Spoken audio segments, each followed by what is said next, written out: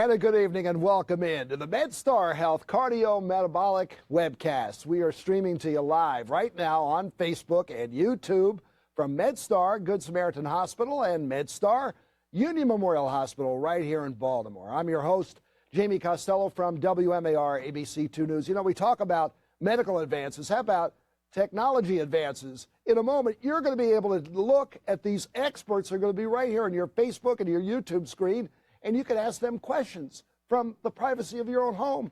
And they're here to share their insights and answer your questions. So get ready to post them all right here on the MedStar Health Facebook page, or you can go to the MedStar Health YouTube channel. So tonight's focus is cardiometabolic diseases. We're talking about 47 million of us live with this cardiometabolic disorders. It requires specialized care for heart disease or type 2 diabetes. And even though it tops the list of deadliest health conditions, cardiometabolic disease is often preventable. We're going to learn about that tonight. So listen, if you or a loved one is trying to manage cardiovascular disease or even your diabetes, stay with us. Get your family, your friends in on this webcast discussion right now by sharing the Facebook page on YouTube channel to your very own family here. Post your comments and questions, and we'll get your answers tonight. We'll get answers to your questions. We want to hear from you. All right, let's meet the great people that we have on for you tonight.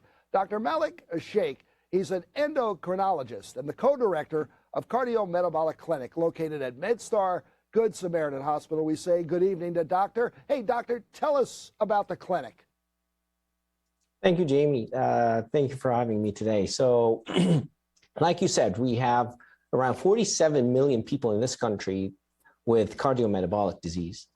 The communities that we serve here around Good Samaritan Hospital has unfortunately very high prevalence of diabetes and heart disease. Our goal from starting this clinic to take care of this population, and in order to do so, MedStar has joined a national consortium of healthcare systems that has developed evidence-based programs that's shown to reduce the mortality and the complications from these diseases. The clinic is located here at Good Samaritan Hospital, here behind me, and in a state-of-the-art, beautiful facility. It was very important for us when we built that clinic that our patients will have the chance to have one-stop shop to see their heart specialist, the cardiologist, the endocrinologist, who's the diabetes specialist, and a dietitian at once when they come here. We'll be working with our patients, and also we're trying to work with their families to increase their understanding of the diseases, this constellation of medical conditions that come together. We'll help them to understand the treatments. We guide them through it. And also, we will have a very unique part of the clinic that's focusing on the food insecurities that Angela later on will be telling us about.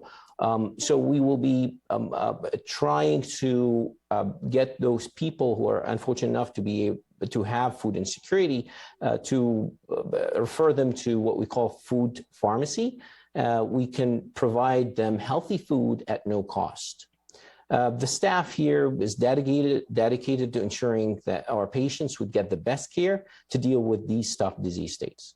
Well, we got a great leader to lead them the way. Doctor, tell us about what's the most important thing we need to know about metabolic disease. So I totally understand cardiometabolic diseases is really a mouthful. However, all what it means, we try to simplify it to our patients as much as we can. All what it means is that anything that can affect the heart, we'll be dealing with it in the clinic, whether it is metabolic, whether it's hormonal, whether it's lifestyle related, all of this will be dealt with. Now, there's, of course, a long list of diseases that can affect the heart, whether it's diabetes, the prediabetes, blood pressure, high cholesterol, smoking, sedentary lifestyle, obesity. The core of what we will be dealing with is the diabetes. And the reason is how harmful diabetes is to the heart.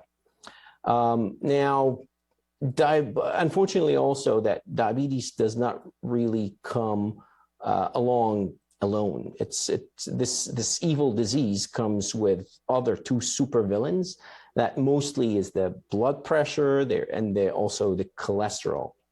And it can be very overwhelming to our patients to deal with all of this. And honestly, it's also very difficult for one provider like me to handle all these issues on my own.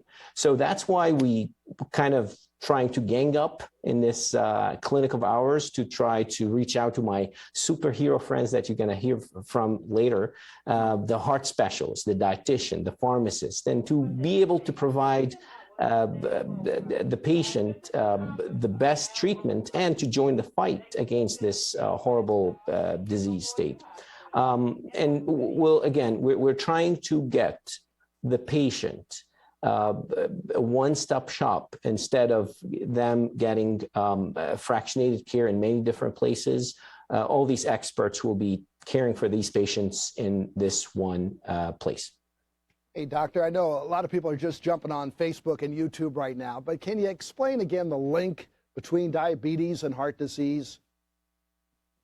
Absolutely. So we all know how nasty of a disease diabetes is. It's very notorious of causing trouble for the eyes, for the kidneys, for the nerves. However, its biggest burden that we deal with is its effects on the heart, where like almost 2/3 of patients who are living with diabetes may suffer from a cardiac event throughout their life. And we have been so lucky in the last decade or so where we have plenty of medications that we are implementing in the care of people who have diabetes to protect their hearts from the negative effects that diabetes has. And it is very essential to start implementing these strategies and therapies as soon as the heart has any problems. So we found that not only implementing these diseases is important, but also it was very important to concentrate on lifestyle. So that's why we implemented a part of the clinic to help the patients throughout their diet and to plan a healthy lifestyle with exercise planning as well. All right, now you did say we are going to meet a lot of superheroes here tonight, and here's another one right here. Dr. Kerunne Ketlogetswe, who is the co-director of the clinic with Dr. Cheikh. Thank you for being with us here, doctor. And how does this team work? How does this in the clinic, how does the team here work to co-manage those conditions, doctor? Great question. Good evening to everyone joining us on Facebook Live. My name is Kerunne Ketlogetswe, and I'm a non-invasive cardiologist. And I'm a preventive cardiologist, so I get the privilege of doing my very best to try and prevent heart disease before it actually becomes a reality. So in this clinic, because we're focusing on diabetic patients who we know are at the highest risk for developing cardiovascular disease in the future, we've recognized that we were often practicing a very fragmented model. So you would see your PCP, who would then send you to your cardiologist, who would then send you to the endocrinologist, who would then send you to the nutritionist. And that can be very burdensome for patients. And so we're really striving to have a coordinated care model, where at your very first visit, you get to have an appointment with your endocrinologist and cardiologist in the same space, making a formulated plan that's unique and specific for you, and also leveraging the resources in our clinic, which include access to a nutritionist, access to a food pharmacy if you have difficulty obtaining a healthy diet, teaching you about a healthy diet, as well as our pharmacist to help with medical management. And we work with a stellar team of physician assistants who also help in managing our patients. So from the very beginning, you get a coordinated and individualized plan for you and have the option to follow up frequently with us. All right, doctor, we have a question from Stephanie. We're going to get to you in just a second, Stephanie, but somebody also wants to know, walk us through the patient experience. Let's say a person comes in for an appointment here. What can they expect? Take us through the door and through the hallways. Sure.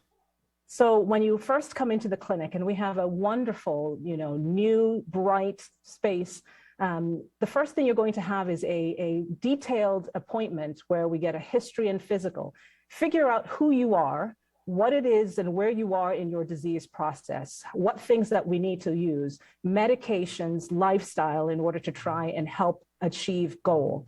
And so Dr. Cheikh and I will meet you at that first visit, and you will get an appointment with both of us. And we work in conjunction with our wonderful physician assistants who you're also going to meet, who are part of the care team and will see you when you come back for your future visits.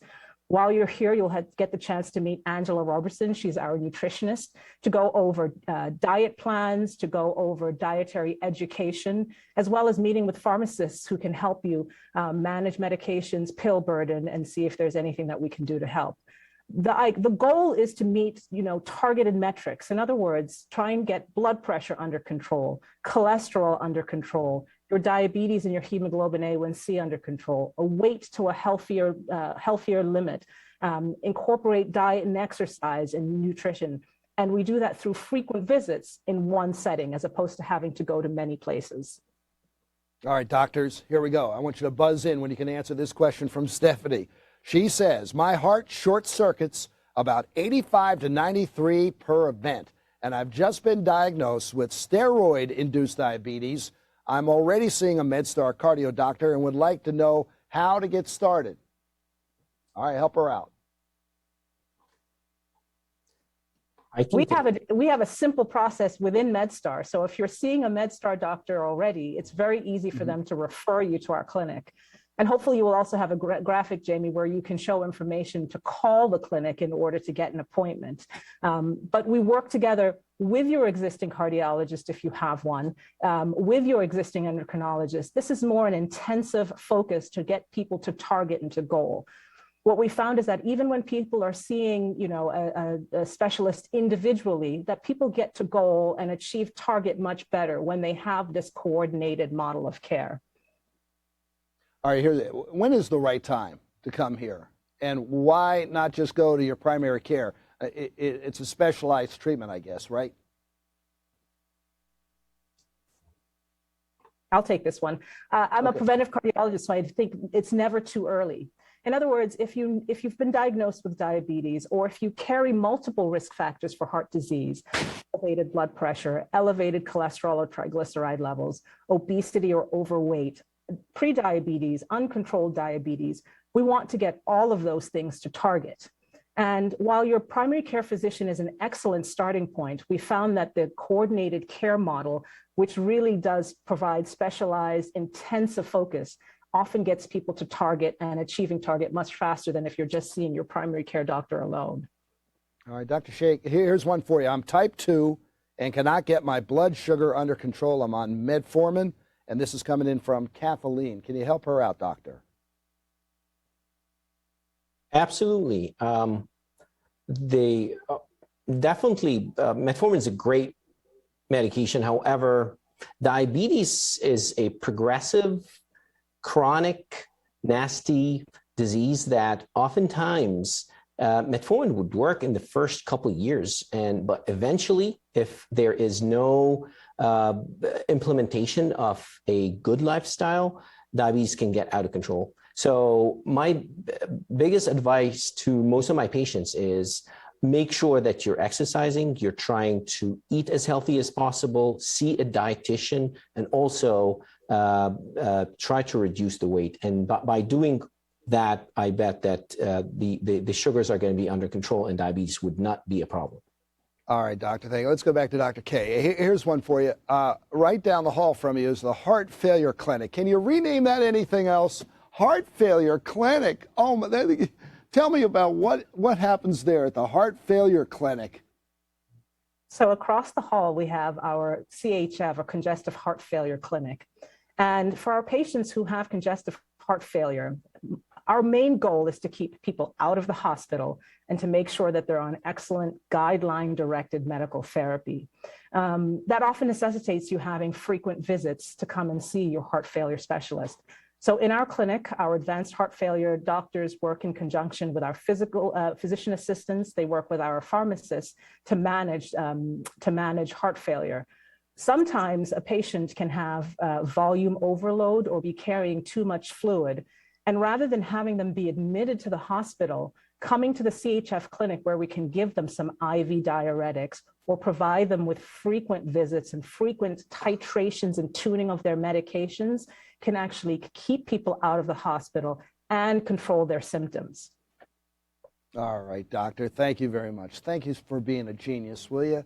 Which brings us now to Patrick. Patrick Correlli is a physician's assistant in the heart failure clinic at MedStar Good Samaritan. Patrick, welcome in. And what happens when patients come to see you? So patients that tend to come to the congestive heart failure clinic are people that tended to have cardiovascular disease that's hitting the more advanced stages. Maybe they were undiagnosed early, or maybe they were undertreated early. But whatever the case, they've come to a point where the function of their heart is not what it used to be. These patients get short of breath. These patients are easily fatigued. They have chest pain. They retain fluid. They have difficulty sleeping. There's a whole gamut of symptoms that come with heart failure. It's very closely connected too with the diabetic patients. Often these are hand in hand. Our clinic will give specialized care, a curtailed treatment plan to each patient, whether they need intensive education, whether they need someone to be a coach and to just to support them and to give them frequent examinations just to make sure their volume status or fluid levels are doing okay. That's what we do. We will curtail a plan and see them as often as we need to keep them out of the hospital and keep them on track. Yeah, what are the symptoms, Patrick, about people should be aware if they have a lipid disorder? Is it possible to know without blood work being done? That's a great question. You know, people with mild to moderate lipid problems, we're talking cholesterol and triglycerides being elevated, they typically don't know it at all. This is insidious. This is going on in the background. And unfortunately, when it becomes advanced disease, a lot of patients don't know they even have it until they have a major event, something like a stroke, something like a heart attack. And, you know, hopefully they survive that. And if they do, well, then they come to our clinics and we'll get them on board, even if it's in the late stages of disease. And we'll start the process from the very beginning, making a plan that works for them to get them stronger and healthier and back active. This is a progressive disease. All of these that we're discussing here, they take a lot away from a patient. And we're here not just to get them physically healthy, but we're here to give back to them mentally what they need to thrive in the community and in their families so that they can be out helping other people. We'll even go Patrick, so far as people. I'm sorry, Patrick. We're looking at video right. Describe what we're seeing right here. So this is, well, what would be typical of a patient with advanced cardiovascular disease and heart failure, or who had a heart attack, where the muscle has just gotten so weak that we need to put the patient on a rigorous cardiac rehabilitation program where we basically start to strengthen that muscle and get their activity back to where they can function better. Okay, listen, if we put it off and put it off, if it's not treated, what are the risks? Well, first and foremost, death for advanced disease that's not treated. Then, you know, a step back from that, patients who live in the hospital, they come out of the hospital and they're right back in because their heart is so weak or their blood sugars are so out of control. The burden to the healthcare system, the burden to the families, the cost of medications, the lack of employment because you can't get out there and function. It's a huge expense and it's a huge drain on the patient, the family, the community, and the healthcare system as a whole. And tell us about these home cholesterol kits. Do you recommend them as a way to monitor our cholesterol at home? Well, I'll tell you, I'm a big fan of technology, and I have no problem with somebody using these. You know, the data so far shows that they're actually quite accurate, but there is a caveat. They have to be used properly, and these can't be a substitute for expert medical care. So if you want to use the technology to kind of see where you are, I think it's great, but it doesn't mean you don't have to see your doctor anymore. There you go. Hey, remember to go ahead and submit any questions you may have. Just enter them in the comments on Facebook or YouTube, and we'll get them answered here. Here's one from Linda. Doctors, you can answer, jump in here. What are some natural solutions to use that may not involve pharmaceuticals? This is coming from Linda. Doctor, just raise your hand and fire away with a question, with an answer for this for Linda. Obviously, the first goal is always to try through lifestyle to manage any disease before we have to use medications, right? And so we always are encouraging patients to exercise regularly. So the American Heart Association recommends 4 to 5 days of moderate exercise, 30 minutes in each setting. A heart-healthy diet, low in saturated fat, low in cholesterol, right? Low in carbohydrates or adulterated carbohydrates that are not adding much nutrient value. maintaining a healthy weight, right? Figuring out what your BMI is. There are calculators that you can go online to see what your weight and height and what BMI threshold you fall into, and trying to get into that healthier level. There are some people who, however, despite what you do, and no matter how hard you work in doing those things, by genetic predisposition, as we age, all of us, our risk for heart disease goes up, that you do need pharmacotherapy to try and help manage high blood pressure, high cholesterol, and diabetes. All right, well, let's talk about our dietitian. Here we go. We go to the Collaborative Care Unit Nutrition Office, and we're going to meet registered dietitian Angela Roberson. Hi, Angela. Tell us about your office.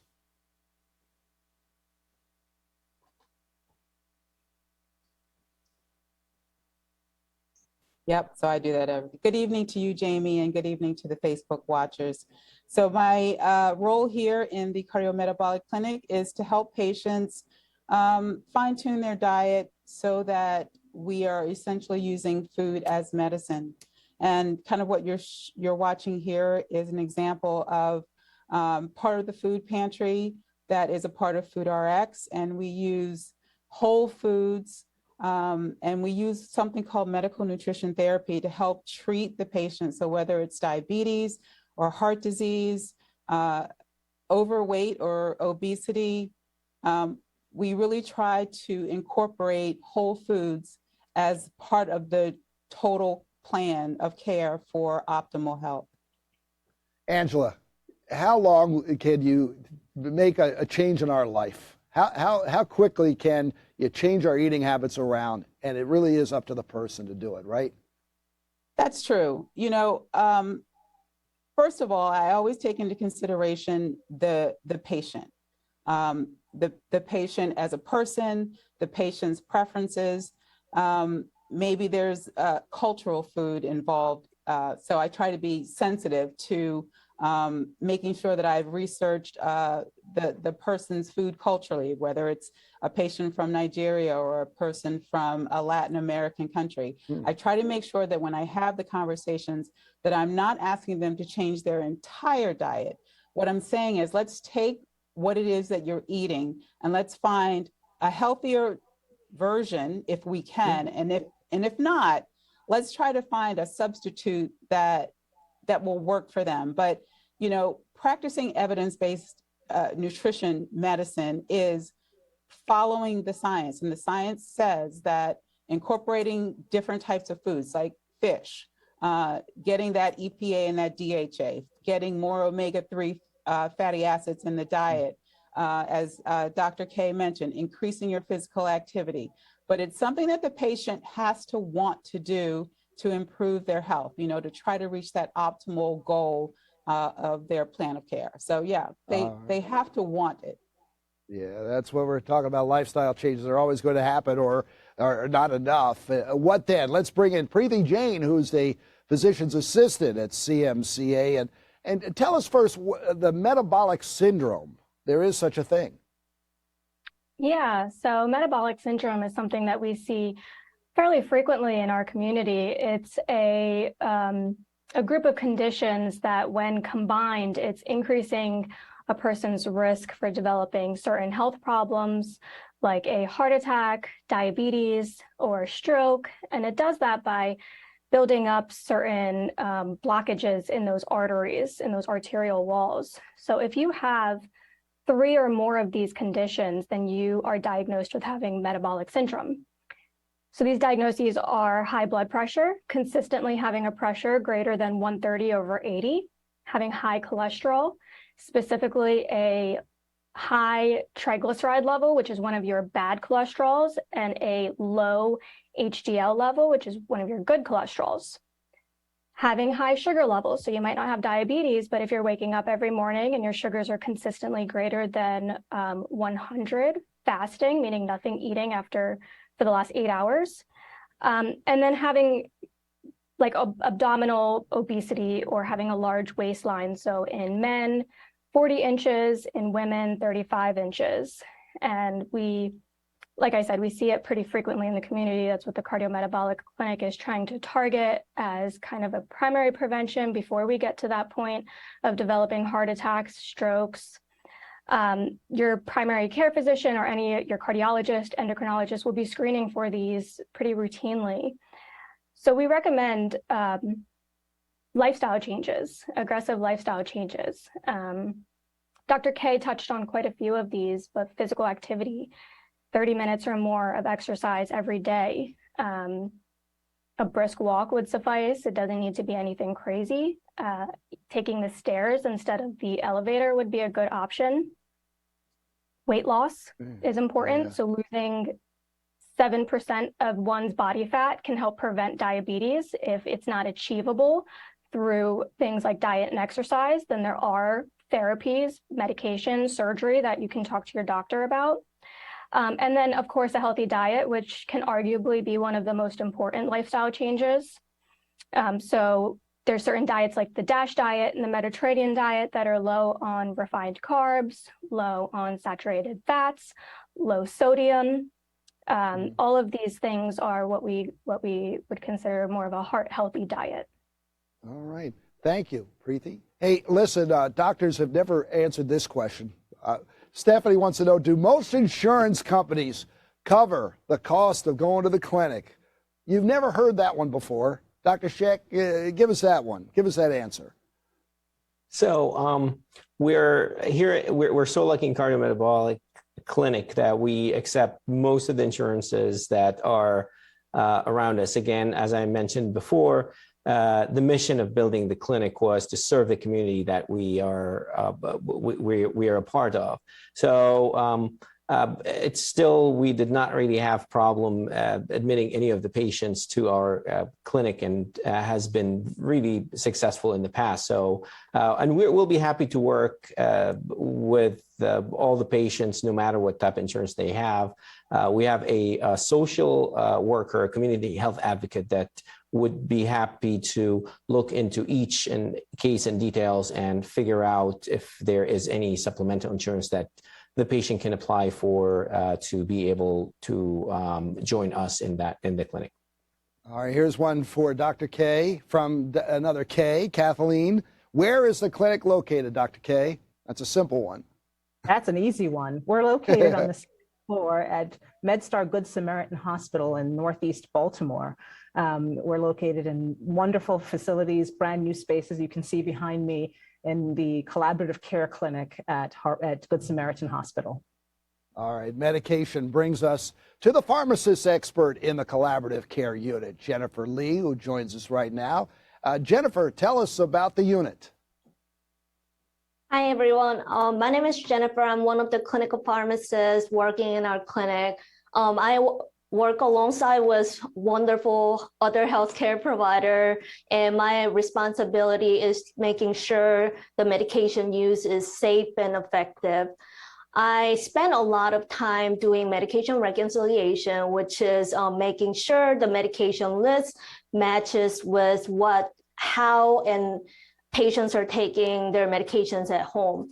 Because even though it seems to be very simple, it is a very important step because our provider needs to know exactly how patients are taking their medications at home to make medication adjustment and to prevent medication errors at home. In addition to that, I try to work on the medication adherence, making sure patients are taking their medication at the right timing. And also I have access to lab values in the clinic to making sure that patients, all the medication doses are renally or hepatically appropriately adjusted. And if there's any drug interactions, I work with other provider making adjustment as well. And Jennifer, what does it mean when a medication is called insulin resistant? And how does that challenge the work that you do? So insulin resistance means that your body kind of tolerates, builds the intolerance to the point that insulin is not working as appropriate. That requires you to start using more and more amount of insulin. However, we have a different new technology that has a better medication that can improve the insulin resistance, which Dr. Cheikh and Dr. K can talk to you more about that, but they're the specialists in our clinic doing that. So we are happy to see our patients who's suffering from insulin resistant, where regular medication is not working for them. All right, keep your questions coming. Make sure you get all your questions answered. Post them right now in the comments on Facebook or YouTube, and we'll get them answered. And again, here's from Tabitha. Doctors, it's open floor now. I was told I am pre-diabetic because my A1C is at 6.4 and it's too high. What should my A1C level be at the normal level?